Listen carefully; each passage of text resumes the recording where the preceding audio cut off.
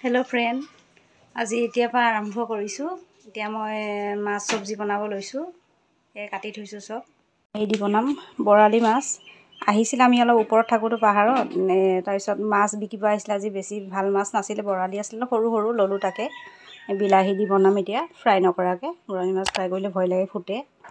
তাৰপিছত এয়া তেল দি থৈছোঁ, এতিয়া বনাম আৰু দুপৰীয়া সাঁজ আজি। এখন কিন্তু কেৰাহীখন আপোনালোকে লেতেৰা বুলি নাভাবিব দেই। বনাওঁতে ক'লা হৈ গৈছেতো।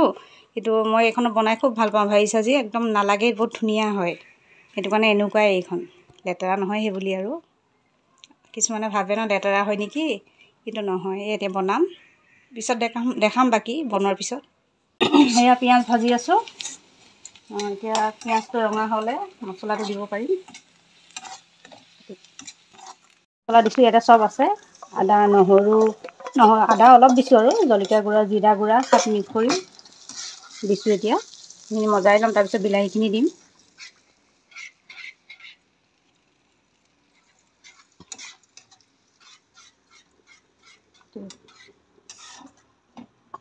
বিলাহীখিনি দি দিওঁ।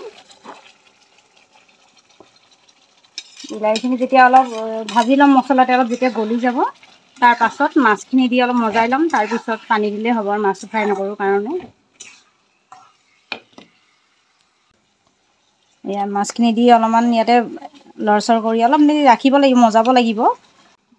বাকী হোৱাৰ পিছত দেখাম আৰু কেনেকুৱা হয়। মাছ হৈ গ'ল।